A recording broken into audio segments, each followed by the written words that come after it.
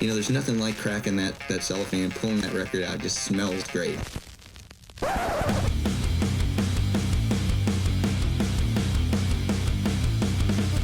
Welcome to BODS Mayhem Hour. Non-stop hardcore energy. I love the show, guys. You're awesome. Unlike any other. With your host, John the Bod, a.k.a. the Bod Father. Man, this stuff rocks. Hey, this is Alex from Melancolia. You listen to BODS Mayhem Hour. The views and opinions of the guests do not necessarily reflect the views and opinions of BODS Mayhem Hour, its staff, affiliates, or sponsors. Parental discretion is advised. Welcome to BODS Mayhem Hour. Hey everybody, welcome to BODS Mayhem Hour. I am your host, John the Bod, aka the Bod Father, and as always, I'm bringing you guys and gals awesome interviews. Today, it's an honor and a huge privilege to welcome Alex of Melancolia, and Melancolia has released their debut album, Hiss Through Rotten Teeth, via Greyscale Records and Nuclear Blast Records.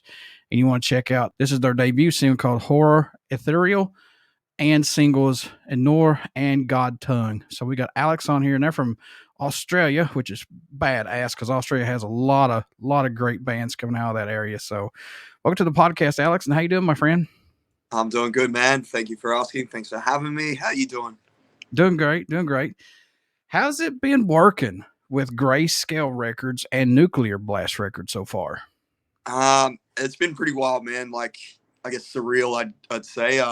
Dream team to work with. Everyone's been great on every end, but like, yeah, it wasn't really anything that was expected at the start. So yeah, it's just been a wild ride so far. I'm stoked for every minute of it. So what was your reaction when you were told, hey, Nuclear Blast is wanting to take a look at you guys, especially hearing your music now? What was your guys' reaction to that? Oh man, it was, I still don't really I haven't really come to terms with it, and we've been, working with them since December last year, but it was just surreal, man. Nuclear Blast, arguably the biggest metal label in the whole world. Can't really go much further than that. So yeah, we're all a bit in shock, but none of us really believe that it's still sort of happening until we get those tags on Instagram or whatever. So, but yeah, no, it's been great. I wouldn't even know how to begin to explain how it feels to be working with those guys.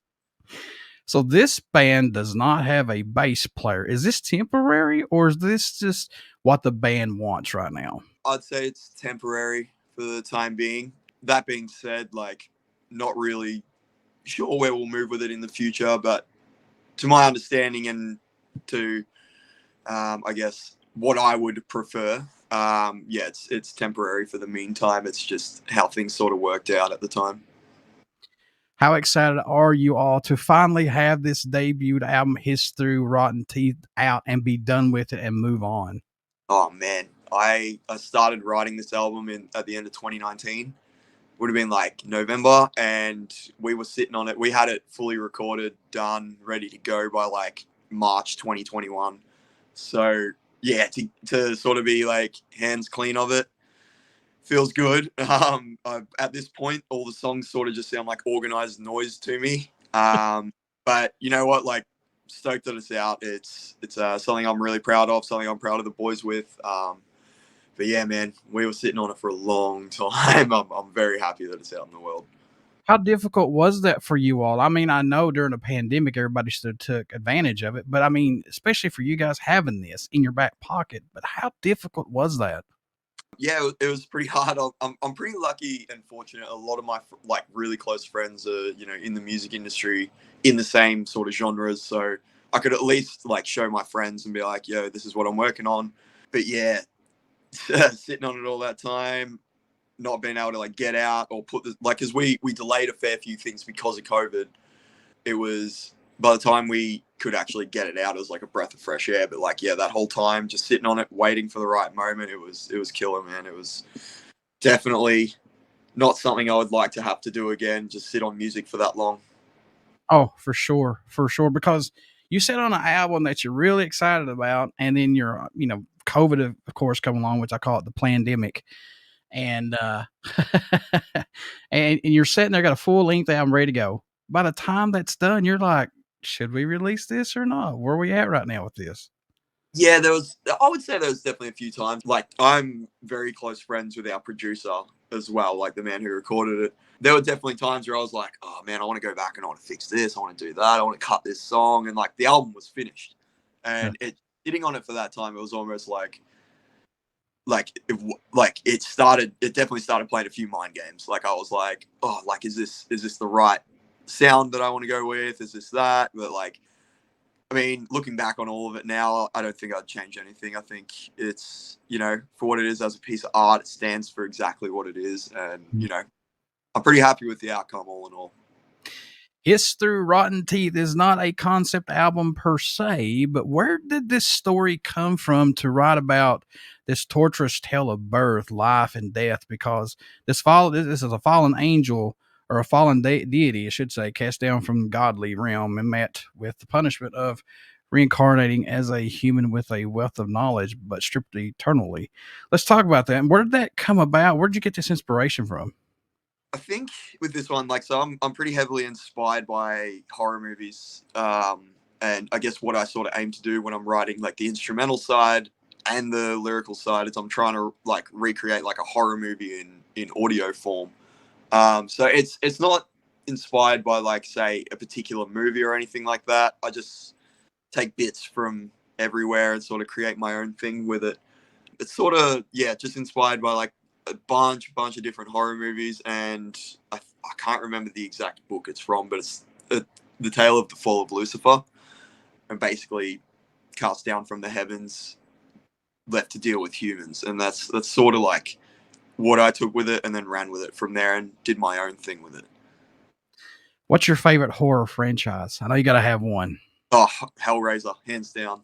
Really? Yeah, I've got like most of this arm's a Hellraiser sleeve. As I'm sitting here, I've got 4 different pinhead bobbleheads sitting around me. Hellraiser, hands down.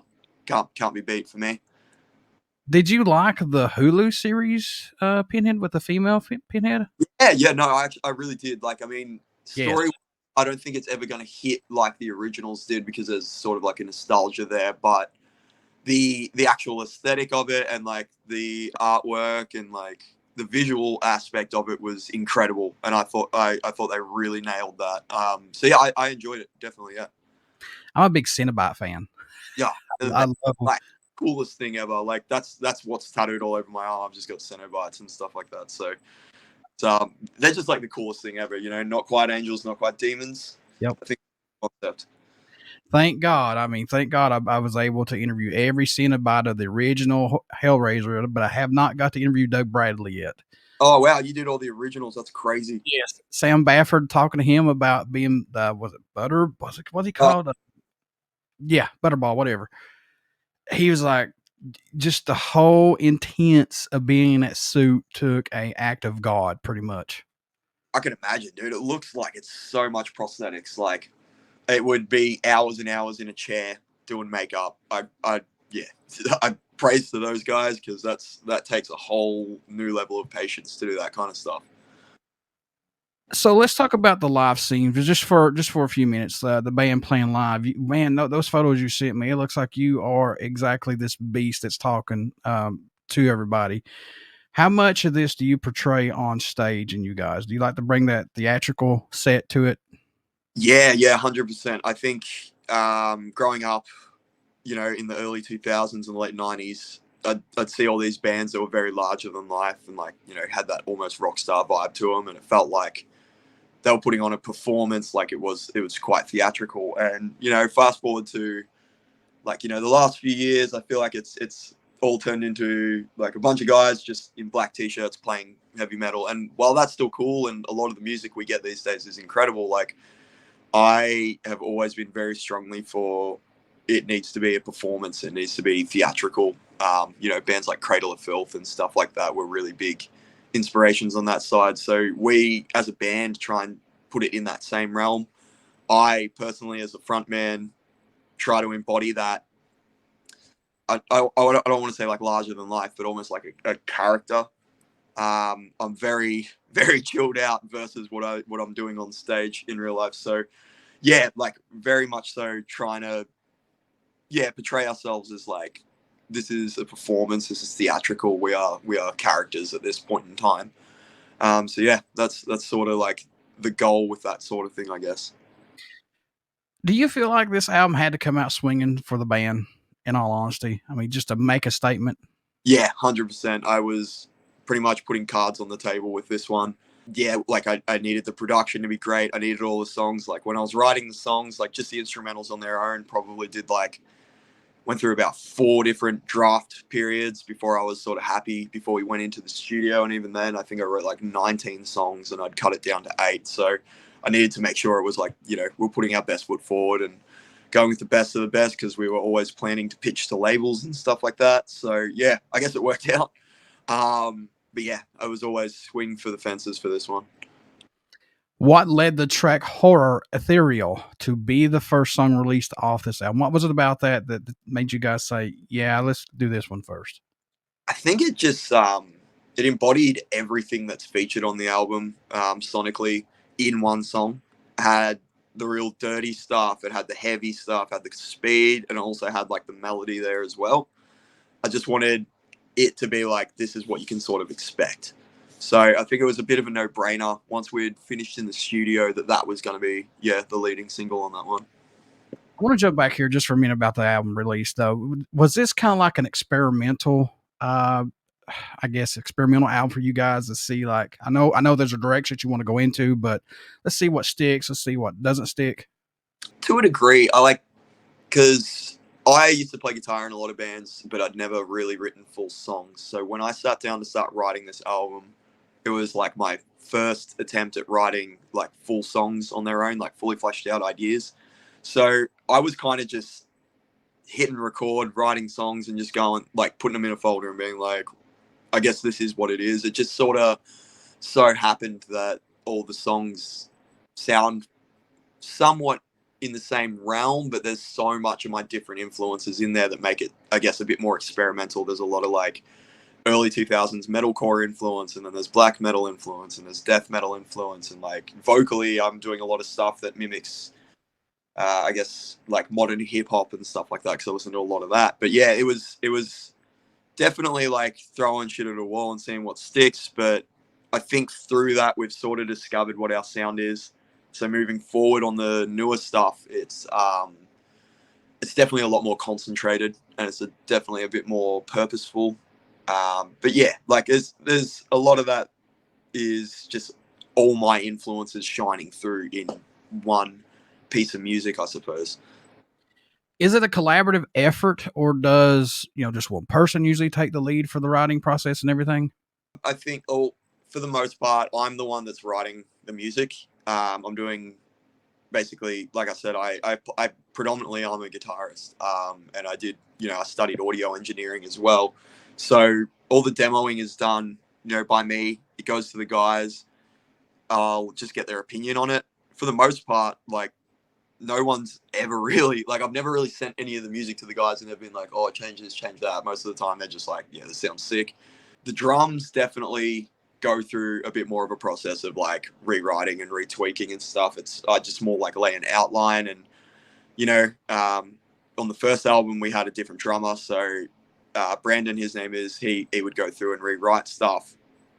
Our producer as well is pretty heavy-handed. I always like the idea of collaborating with a producer rather than just getting him to hit record. So Declan White, he's definitely got a pretty hefty grasp on what we're doing. And, on that first album, I would say he polished it up a lot in terms of like, maybe adding like tail ends to riffs, or like, helping change like just little sections and stuff like that. And he's also a really good drummer. So he'd come in while we were like mid-tracking drums and be like, try this, try that.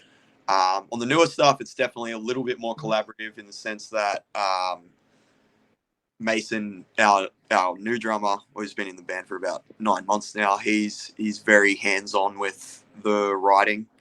So yeah, I'd say it's about a 90% me, 10% everyone else. So working with Declan White, does he get something out of you guys that maybe somebody else might not get, possibly working with him? I think he doesn't let us like settle. Like he'll let us know if something sucks straight away. Like he's a bit unfiltered in that sense, but it's good. It just means that we get the best result in the end, especially like mid tracking. Like he won't let us settle for like a really average take. But yeah, he definitely, like, being that he's a close friend of mine, we've been friends since we were like 15. He's not like afraid to turn around and be like, that sucked, do it again. So yeah, he definitely gets the best out of us. But that's good though. You want somebody that's going to invest their time and not waste your time, because that's his reputation and stamp going out just as well as you guys. Yeah, no, 100%. And that's what we want. And I think that's why we'll continue to work with Declan, like, I guess from the future out, because he just, yeah, he wants as good of a product as what we're striving for, because it's as much his baby as it is ours. So yeah, definitely what we're looking for, you know, in terms of a producer. Couldn't be happier with the result we got working with Declan. Does a full-length album suit this band better for this release, other than than doing an EP at this time? Yeah, I'm not really a big fan of EPs or singles per se. I think when a band releases an EP, I get a bit bummed out. I feel like it's like it's not like a full thing. It's like a TV episode versus a movie. I'll always aim just to do albums. I feel like my writing, when I write, I'll write in big bulk periods of time. So say there's a 6-month time period. In that time period is when I'll like churn out an album, and all those songs will feel the same and they'll feel like they're in the same world, because that's, how I'm living at that time. So I don't think I'm capable of writing just standalone singles. I don't think I'm capable of really writing an EP either, unless that EP goes for 30 minutes at the bare minimum. But yeah, it's always albums for me over EPs and singles. Was there a track, Alex, for this album that totally ended up sounding different than it was intended to? Was there one that kept changing, possibly? Inure, the second single we released, that one had the biggest fingerprint from Declan on it, I would say. I came in with that song, and structurally it was pretty similar. There was 2 main riffs in that song that we changed. So like the opening riff, I just wasn't happy with when we went to the studio, and I just sort of turned to Declan. I'm like, what do we do here? And we just combed through some old demos of mine, and we found something similar, and we just sort of like tweaked it to make it fit. And then there was another riff that Declan fully rewrote. He's, apart from being like a phenomenal drummer and a producer, he's also like a machine at guitar. So like he's picked up the guitar, listened to what I wrote, and sort of tweaked it to what it became. It actually ended up being one of my favorite riffs on the whole album. But yeah, I'd say that one, probably about 30% of that song changed. Definitely for the better. I was really happy with the end result on that. But yeah, that one, everything else, I think there was maybe 3 songs that just did not change at all. They stayed exactly as was. We just polished them up in the studio. But yeah, Inure was the one that went through the most of the vetting. Any track standing out more to you than any right now on this album? And I know these are your babies, but there got to be a few that stand out for you, or maybe just one. Yeah, no, there's the one in particular for me that I'm like, that's the one, is the title track, History Rotten Teeth. That one was the first song I ever sat down and wrote in one sitting. It wasn't broken up over a few days or like a couple of weeks. I wrote that in 6 hours. And that was one of the last songs that was written for the album. Feels a bit more like where we're heading directionally. And I don't know, to me, it's just like, it's ambience, it's a wall of noise, it's got a bit of aggression. It just feels a lot more to my intentions of writing, I think. Now, you mentioned there was a couple of songs that didn't make this album. Can we see those on another album, or maybe just standoffs from you guys, maybe? I think for those, like I said, I write in like a period of time. It feels like, it's an era that I'm writing in. With those songs, they kind of just went to a folder. There were little bits picked from them for the album, but I think if anything, I might listen back and like grab a riff from it and add it to the new stuff. But I don't think those songs will ever see the light of day, especially because like if I go back and listen to that, I'll hear that that's History Rotten Teeth's era. I once I'm done with that era, I'm kind of like unable to replicate that ever again. So yeah, bits might be picked out from time to time, but those songs won't ever see the light of day. Is the track listing placement important for your albums to go out for this band? Yeah, no, 100%. I feel like you're trying to make a journey, especially like me writing conceptually. It needs to sonically make sense. Like the album needs to have a certain amount of build, a certain amount of release. So I think when I was picking the track listing for this album, it took me a while of just moving stuff around in my DAW just to see how the songs felt back to back. But yeah, it's I think that's the most important, because I always intend my writing to be heard. Like, so I intend someone to listen to our music by putting on the album and listening to it start to finish. So it needs to be organic when you're listening to it all the way through. Who did the artwork on this album, man? It looks pretty dope. Yeah, it's insane. Louis Brockett, I think he's working out of Brooklyn, hand painted. He works at an art gallery called Mortal Machines or something like that. I think he got that smashed out in like a week. He's a weapon. I just came across Instagram. I follow a lot of artists, and his art style is very unique. I think it's very him. Like, you can look at a piece by Louis and know it's Louis. So yeah, we hit him up, and he was more than stoked. He's not really someone who works with like metal musicians. He's not like your Ellie Runs or, your Kalen Stokermans, which they're phenomenal artists. He's just not that guy that works with metal bands. But, his artwork, I looked at it, I'm like, this looks insane. It looks dark. So he just made sense, and he was a pleasure to work with as well. So yeah, it was great to find that guy. It is awesome, man. And it absolutely, he got everything that I think this album talks about. You talk about the deity, the fallen angel from God and heaven and coming down and breaking out of the guy. I mean, it's no brainer. He got it. Yeah, 100%. Like, I think I gave him pretty minimal direction. I said, it's about this. I'm thinking maybe a guy looking like he's in pain with, a deity like breaking away from him. And he was just like, yep, no worries, got ya. And then sent that back like a week later. And I was like, yeah, man, that's it. That's the one. So, it was, nailed it. And you know what else I think about the deity coming out of him is like the old movie Gargoyles from back in the 80s. Yeah, dude, no, 100%. It definitely reminds me as well, like the Disney series of Gargoyles, like the cartoon too. Yeah. I loved the color he picked for that deity as well. Just that like cold gray. It was a perfect choice. And all I gave him for color direction, as I said, red and black is the theme, and that's what he came back with. And I was like, damn, yeah. But yeah, you're right. It's definitely got a bit of Gargoyles going on. What's the growth musically you've seen from yourselves working on this album that impresses you the most, if anything, and moving right along with this band? I mean, especially for you, what's the growth that you've seen that came out of you on this, possibly?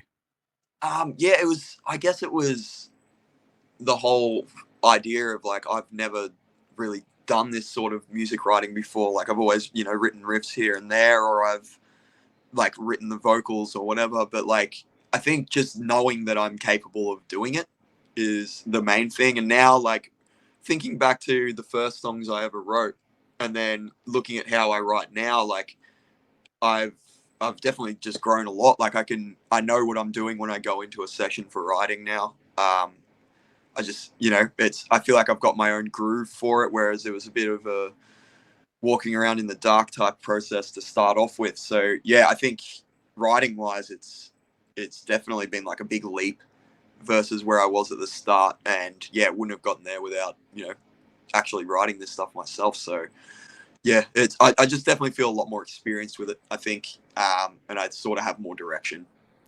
All right, this question came to me at 2:30 in the morning, not too long ago, and you're the second one I got to ask this to. So this is a good one. This is my new $1 million question, as I call it. Hit me. If Melancolia could write an album equivalent to your favorite band album, which album would that be? Oh man, that's a good question. All right, look, there's a couple of albums that I wish I had a stamp on, I guess. And maybe a couple of them are a bit unexpected. So I'll name a few. So one of my all-time favorite albums is A Death Grip on Yesterday by Atreyu. And that's so far removed from what we do musically, but front to back, perfect album. I would not change a single thing. Another one that's probably a bit more in the realm would be Sun Eater by Job for a Cowboy. Just super experimental, super atmospheric. It's just nearly everything I want in a death metal album. And then another one I'll mention is it's probably a bit less known is Prometheus by Australian band Xenobiotic. That's like one of the most inspirational albums I've ever heard. It came out in 2019 and I've been listening to it weekly ever since then. I'm fortunate enough to call those guys my friends as well. Actually, like last night I was at one of their shows. But yeah, those 3 albums would be ones I wish I had some kind of a stamp on, I'd say. So we're going to throw the band Melancolia out the window for right now. This is just basically focusing on you, Alex. All right. Yeah, right. If you could be a member in an iconic band and play one of their legendary shows, which band would it be and what show possibly? Oh, dude. Huh. Yeah, damn. I'm breaking out the big boys tonight. Yeah. Oh, these are thought-provoking, man. These are good. Look, I wouldn't say there's a particular show, but Cradle of Filth in the early 2000s, like maybe like 2001, would have been an insane thing to be a part of. I mean, there's no replacing Danny Filth, so I don't know if I would want to be the guy that jumped on vocals for that, but yeah, probably like playing guitar for Cradle of Filth in the early 2000s, or let's go Slipknot in Ozfest touring self-titled in 1999. That would have been a crazy experience. Or Atreyu touring Suicide Notes and Butterfly Kisses in 2002. That would have been insane.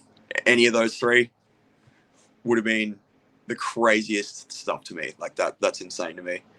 Yeah, I'm like you. I don't think I'd ever want to replace a lead vocalist, especially of a big, huge band. I don't know if I could. I'd be like, it's like, you know, everybody says Ronnie James Dio did a great job when Ozzy left Black Sabbath. I mean, everybody has their opinion. Like that. Those shoes to fill are like insane. I don't think I could. If someone came to me, like to give you an example, if someone came to me and said, "Oh, we need you to replace Danny Filth," I'd be like, "I'm not doing it. There's no way. Absolutely no way." It's just. These people are iconic for a reason, and I wouldn't be like the person I am without these kind of dudes. Like vocalists are just like a lot of the time when a band replaces a vocalist, I'm kind of done with that band and it kind of sucks. But I guess that's the upside to us as well, because when I started this band, I was like, the idea is I'll write the music and be the vocalist. That way, if anyone leaves, it doesn't matter. Yeah, very, very true. All right, everybody. Melancolia has released their debut album, Hiss Through Rotten Teeth via Greyscale Records and Nuclear Blast Records. You want to get out and check these guys out for sure. Trust me, just give them a fair shot. And Alex, how can folks stay in touch with Melancolia, buy this album, everything that's coming about for this band? How can you do that, sir? All right, yeah, check us out on Spotify. I guess that these days that's the number one way to support us. If you can, get down to your local record store, pick up a copy of our CD or order it online via Nuclear Blast or Greyscale, depending on where you live. And yeah, follow us on social media. We're pretty active on Instagram mostly and TikTok. So I believe our @ is Melancolia_EXE. But yeah, those are the best ways you can get around us. Pick up some merch, check us out, share it to your mates. All that stuff helps. So yeah. And I'll also have all these links in the description, so that way when this interview posts, people can go and look at it on you know, my YouTube channel and all that. That's very easy to see. Just click show more in the description. It has everything listed there, folks. That's it. Very simple. Before I let you go, would you care to do a promo for my show? Yeah, of course, man. Hey, this is Alex from Melancolia. You listen to BODS Mayhem Hour. Everybody stick around. We got some great stuff coming up, and you only hear these interviews right here on BODS Mayhem Hour. Please check out our Facebook page. It has that podcast link and our YouTube link that you definitely want to subscribe to if you like what I'm doing, and I hope that you guys and gals are. Also, check out Melancolia. New album, debut album, actually. Hiss Through Rotten Teeth via Greyscale Records and Nuclear Blast Records. Give this band a fair shot and check out their singles, Horror Ethereal, Inure, and God Tongue. Please give this band a fair shot, folks. And Alex, thank you so much for doing this interview with me, man. Oh, thanks for having me, bud. I appreciate it, man. I really do.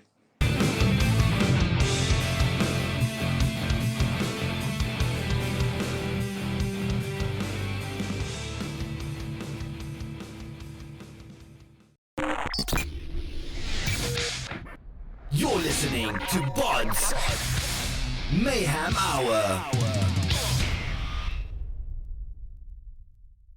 Follow us on Facebook, Twitter, and Instagram.